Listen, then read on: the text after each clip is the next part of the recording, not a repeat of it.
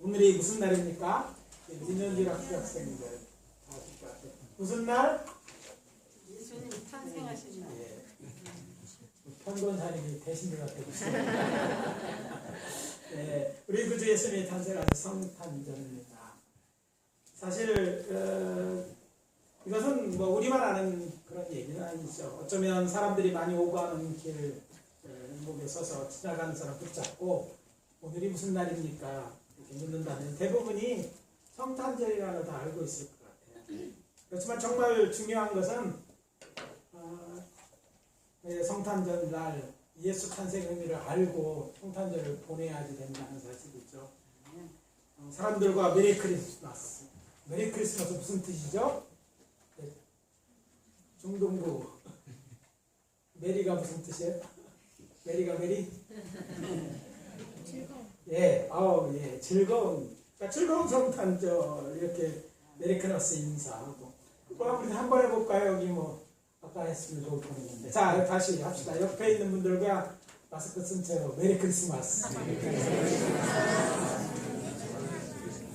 즐거운 성탄절 인사하고. 또 이날은 뭐니 해도 이게 선물이 오가는 날이죠. 예. 현찰이 더 좋죠. 예. 아무튼 현찰 플러스 내가 바라던 선물까지 선물을 주고받는 날 이렇게 생각하면 기억나는 그런 날일 것 같습니다. 하지만 영이 죽어 있어서 영벌에 나중에 들어가게 된다면 그게 무슨 소용이 있겠습니까? 그래서 성탄절 그 의미를 모른 채 아니면 예수님을 자신의 구주로 영접하지 않고 지낸다면 더 무의미한 일일 수밖에 없을 것입니다. 그래서 예수의 탄생에 대해서 우리가 더 그 의미를 알고 지켜야 되는데 예수 믿는다고 하면서도 어쩌면 들떠서 그 의미도 잊어버릴 때 그냥 즐기는 날이다, 할라데이다 그렇게 생각하고 보낸다면 주님이 슬퍼하실 것 같습니다. 우리는 그렇게 알고 지내야 될 것 같아서 오늘 본문 말씀 통해서 은혜를 나누고자 합니다. 본문 우리가 잘 아는 것처럼 주의 사자가 마리아와 약혼 요셉에게 나타나서 그녀가 잉태된 것은 성령으로 된 것이다. 그러니 네 안에 약혼한 아이를 데려오는 것을 무서워하지 말고 아들이 낳을 것인데 그 이름을 예수하라. 여호와 하나님의 명령을 전합니다. 탄생하실 그 예수님, 그가 누구냐면 구약 선지자 이사야를 통해서 예언됐던 임마누엘이다. 임마누엘, 한국말은 아니죠. 히브리어를 그대로 성경에 기록해 놓은 것인데 뜻은 하나님이 우리와 함께 계시다. 그런 뜻입니다. 엘이라는 히브리어가 하나님을 의미하는 거거든요. 하나님은 우리와 함께 계신다. 이런 뜻인데 그렇다면 왜 성자 하나님이신 예수님이 이 세상에 오셔서 우리와 함께 계시는지 그 목적에 대해서 이번 성탄절에는 살펴보고 은혜를 나누고자 하는 것입니다. 임마누엘, 예수 그리스도께서 세상에 오신 목적은 이것입니다. 첫째, 하나님과 인간 사이에 막힌 죄의 담을 허물기 위해 오셨습니다. 따라해 봅시다. 하나님과 인간 사이에 막힌 죄의 담을 허물기 위해 오셨다. 그러니까 예수님은 담을 헐어버리려고 오신 거죠. 담을 헐어버리려고 오셨어요.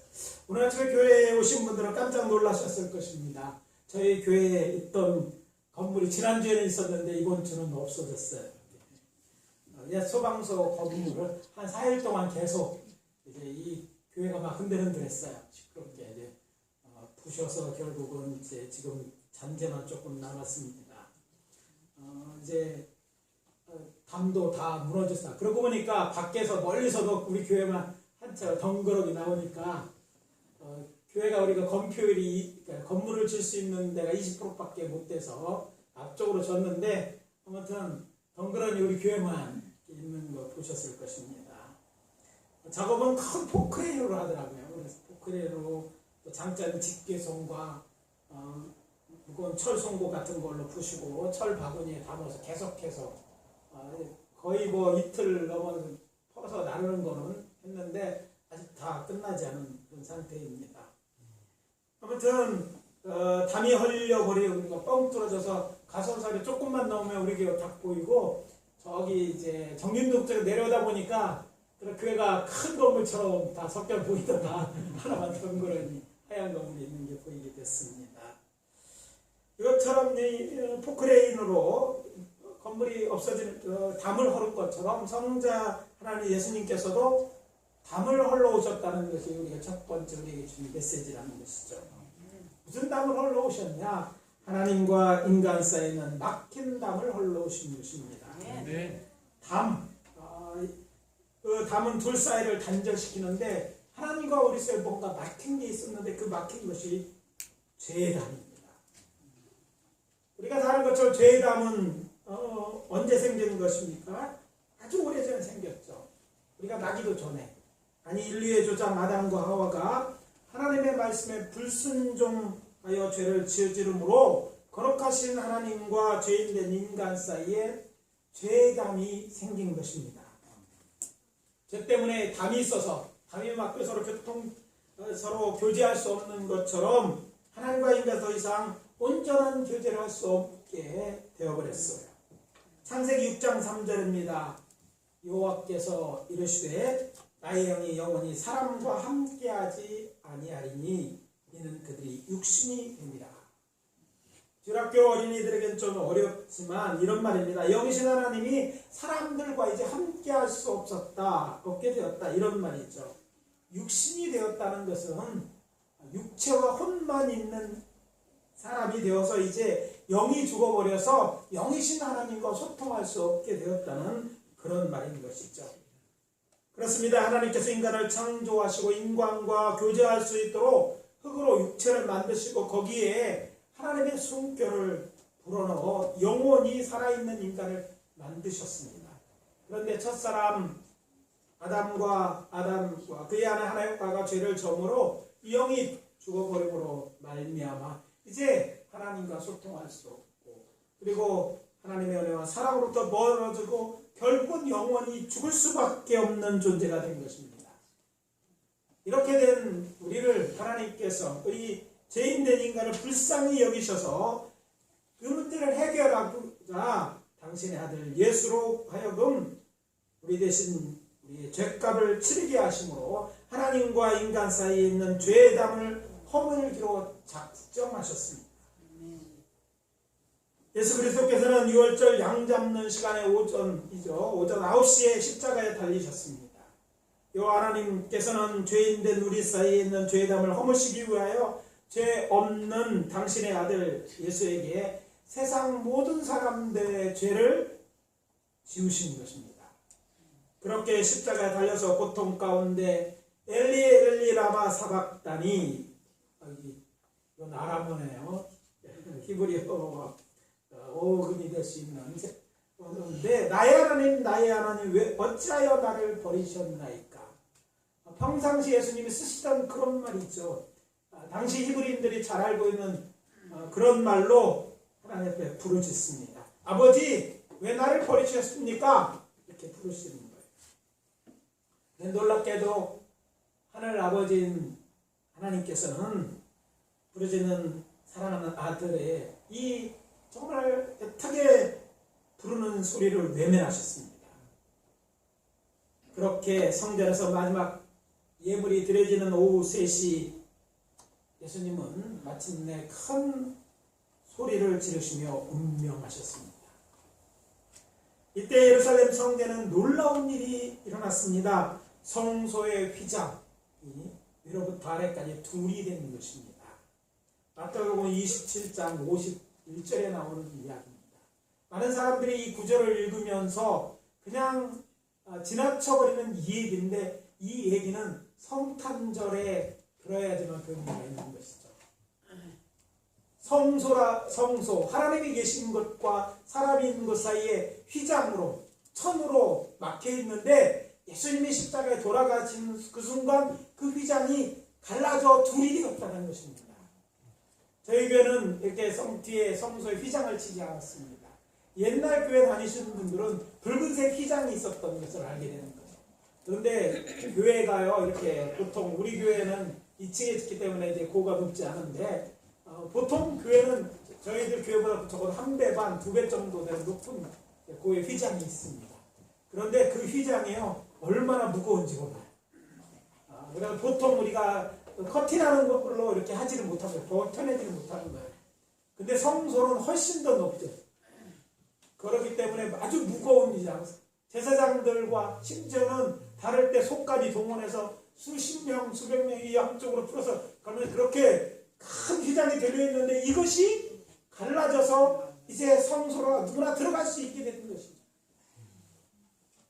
지성소와 성소 쌓여있는 이 휘장, 철로 된 담이 찢어진 것입니다. 이제 영존하시는 하나님께 인간이 나아갈 길이 열린 것입니다. 이로써 인간은 다시 하나님의 은혜와 사랑의 교제를 나눌 수 있는 존재로 회복시키는 것입니다.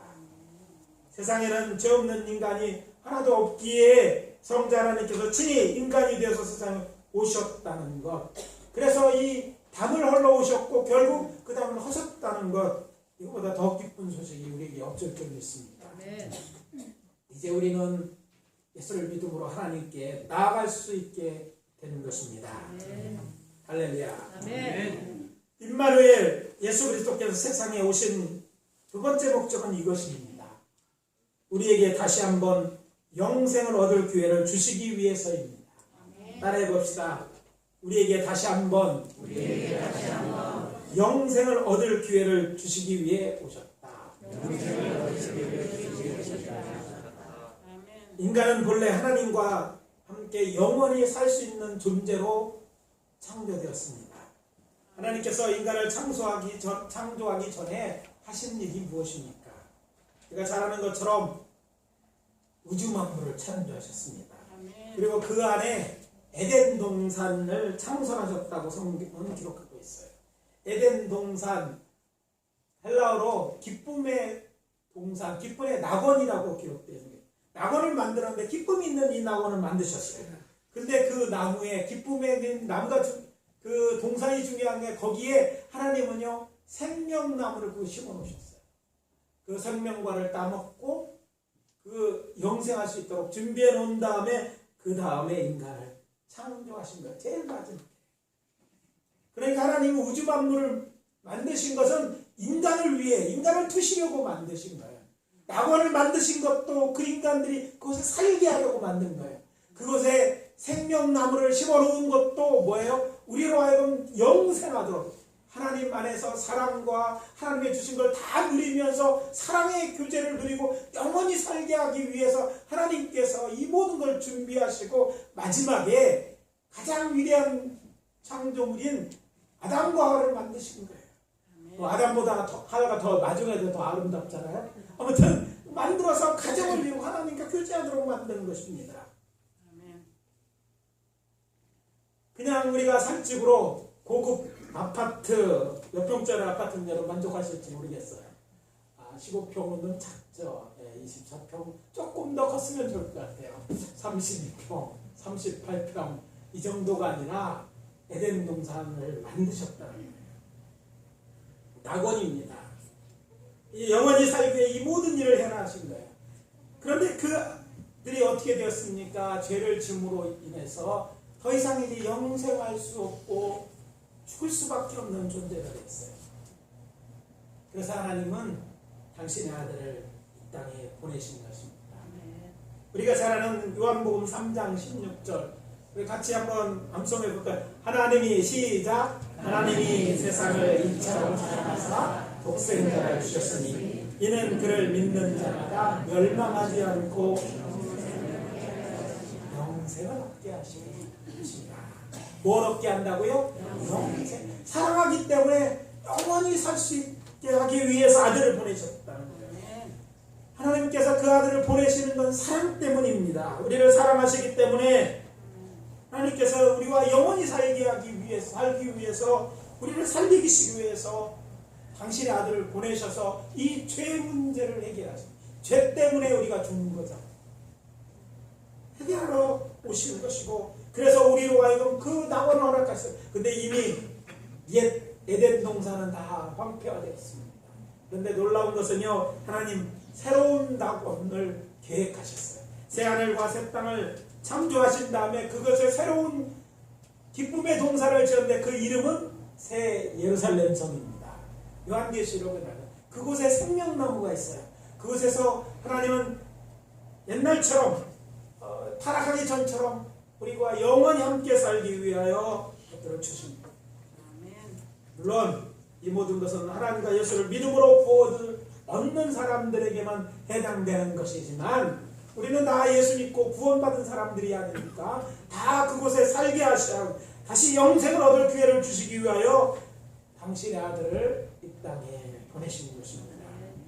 기억하십시오. 예수님이 말씀하신 아들을 믿는 자에게는 영생이 있고 아들에게 순종하지 아니하는 자는 영생을 보지 못하고 도리어 하나님의 진노가 그 위에 머물렀느니라.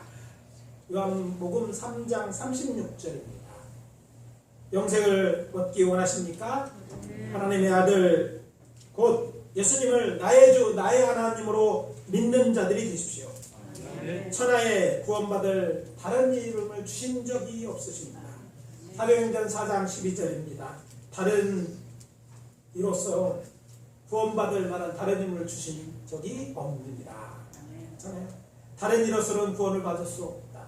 천하만민 중에 구원받을 다른 이름을 우리에게 주신 일이 없다. 그러니까 어떻게 해야 돼요?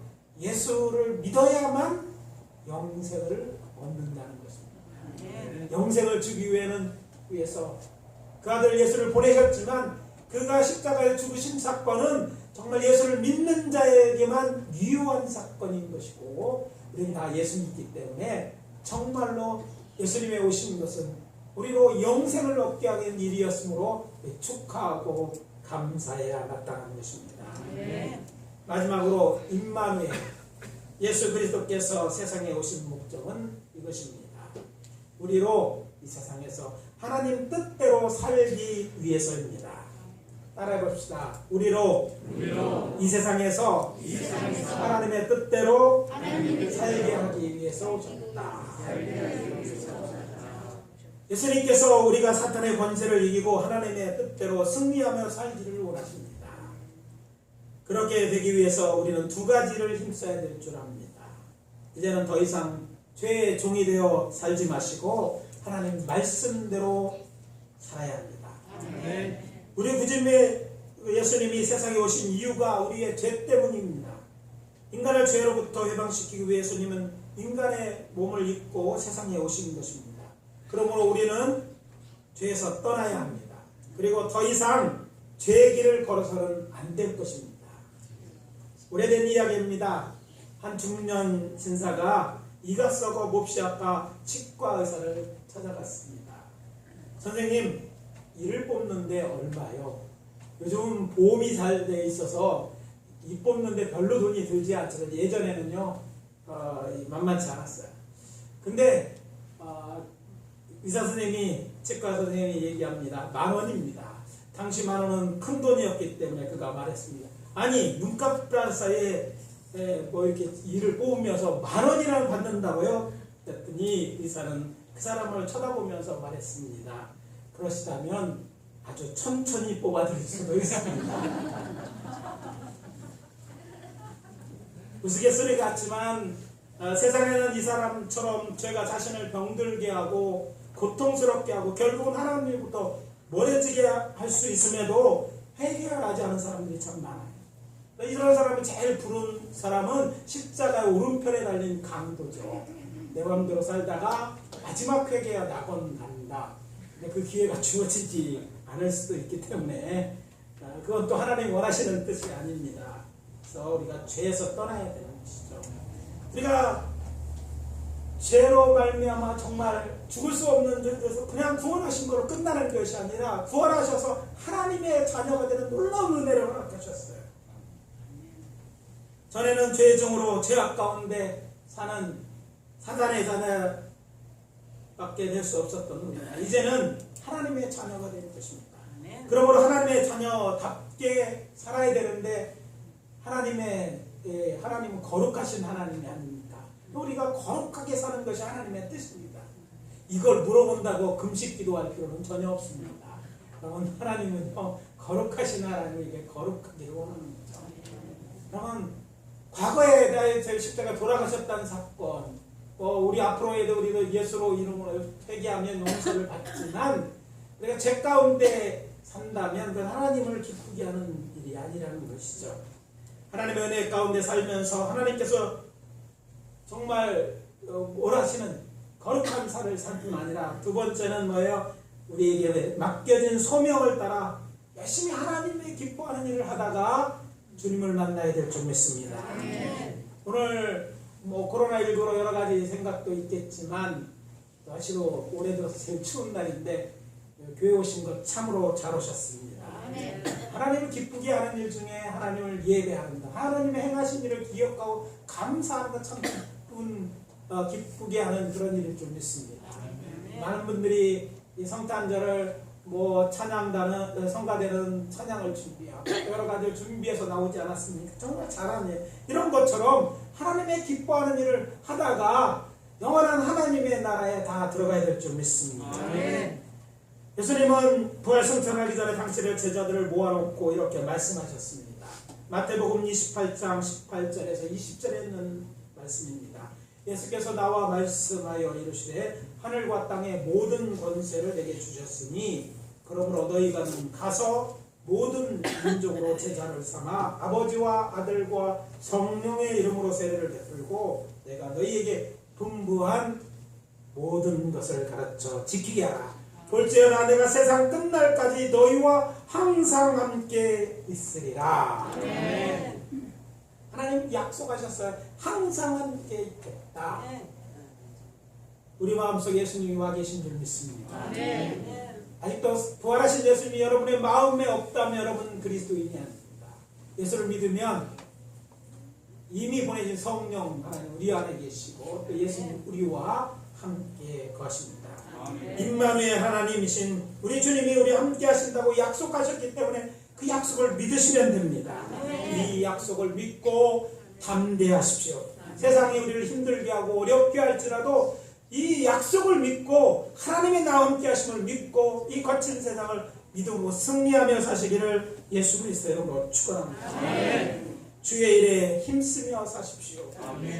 썩어질 육신을 위해 사는 것이 아니라 영원한 하나님의 나라를 위해 이렇게 살아간다면 하나님께서는 약속하신 대로 우리 생에 마치는 그날까지 우리를 혼자 두지 않게 하실 것입니다.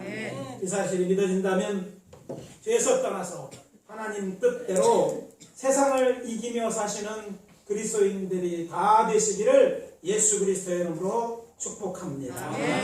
기도하겠습니다. 아버지 하나님 주의 은혜와 사랑을 감사합니다. 주께서 우리를 사랑하셔서 우리의 죄 문제를 해결하시고 우리를 자유케 하게 하시고 또 영생을 얻게 하시려고 이 땅에 오신 줄 믿습니다. 주님의 오신 것을 우리가 함께 축하하며 이 예배를 하나님께 올려드립니다. 하나님 감사합니다. 하나님의 은혜로 말미암아 우리가 구원을 얻고 영생을 얻었을 뿐 아니라 주께서 우리와 영원히 함께 하신다는 이 약속을 믿습니다. 아버지 하나님이여 주님과 오늘도 동행하는 삶이 있게 하여 주시고 하나님 주님 축복이 이 자리에 예배드리는 한 사람 한 사람들에게 있기를 원합니다. 같이 하여 주시옵소서. 예수 그리스도의 이름으로 기도합니다. 아멘.